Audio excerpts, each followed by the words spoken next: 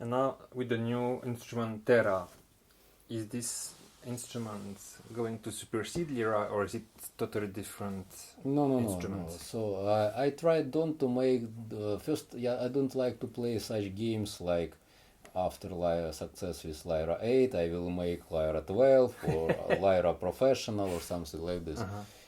First of all, this is my respect to my customers. Of course, I can make Lyra-12 or I know how to play marketing games, but it's, in my opinion, not fair to customers who believe Soma by our equipment, so it must stay like tradition, unchangeable, and I instead I create new instruments, like for example Ener, also a totally analog synthesizer, but it's not replacement from Lyra or vice versa, or not more cheap version of Lyra. So it's another design, another layout. So for example, Ener much quicker. So Yeah, it's fast. It's fast. With Lyra you can't play very short notes, but with Ener you can, because it's less contact, so it can be very short. So Terra also, it's not substitution for Lyra-8. It's totally different synthesizers, but of course it follows the common Soma philosophy. So an approach how to make interfaces, how to make synthesis, and in Terra I apply best achievements from analog part of Soma design. For example, in Terra we also have Lyra-like cross frequency modulations between oscillators, and it's really produced also very deep and strange sounds, deep effects. But it's really different, totally different type of sounds. So Terra is 100% digital, smart digital. It's not stupid digital. So I'm really proud with this with quality of sound, because I very sensitive for quality of sound, because I'm professional studio mixing engineer and sound producer, so I know what means good sound, how it behaves. So the sounds of Terra are all generated, or is there also sampling behind? No, there is no. So I use tables, but it's my special, let's say, unique way of using tables. So I don't. It's not a rompler. Absolutely, there is no sound like piano timbre or voice timbre sampled and then stored in some ROM. So I use in Terra I use some tables, but I use it not to get some specific timbre like violin or flute, but I use it to add complex harmonics to FM synthesis. So like in joke I explain it in the next way. So usually guys even in modeling of analog synthesis, they use tables to make sound more clean, especially for reducing so-called aliasing effect. So they use a set of tables that reduce amount of high frequency harmonics to different octaves of for example such simple waveforms like sawtooth waveform, but in Terra I use tables to make vice versa. I use it for make dirty sound, to make some dust over the sound. So I found this way very nice, because I can save a lot of computation power. So the most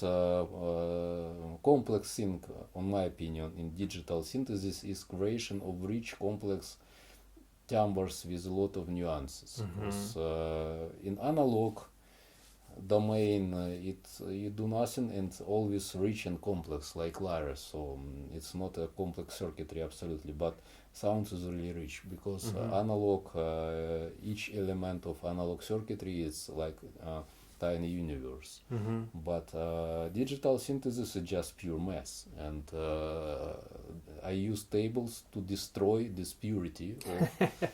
Yes. So I use complex waveforms. So this, like for example, I have 6 versions of sine waves in Terra. So if you will just check it using amplifiers, you will just hear Spectrums.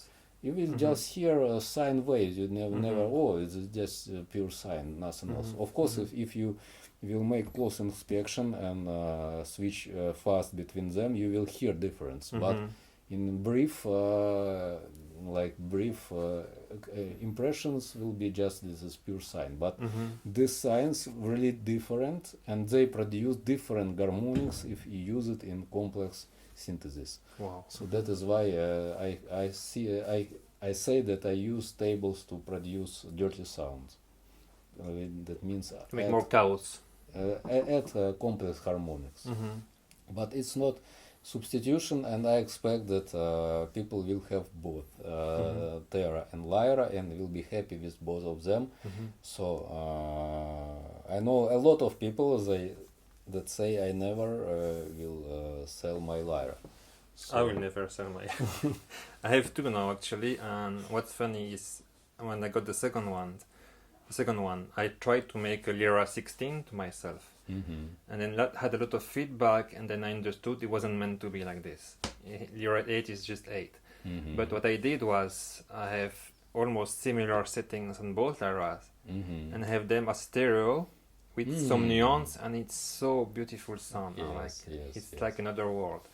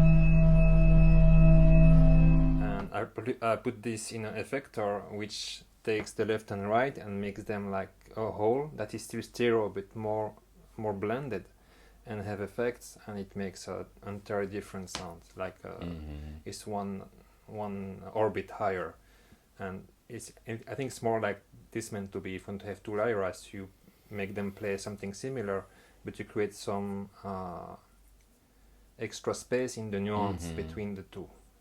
But if you make Lyra-16, they get a lot of feedback, it's kind of hard to play. Yes, so if I would put 16 channels in one box, so even now it's like something like 3 on 3, 9, 9 on 9. Yes, it's it's like almost 200 different versions of FM modulation loops. So it's 200 just for this simple box. So Lyra-16 will be on one order more. So it's unbearable amount of possibilities. It's too complex to process while you play. Yes. But if you have them going in parallel, like it's much like better. Two planes flying next to each other, it's kind of acrobatics. And it's more beautiful. Yes, so that's my advice if someone has two Lyras.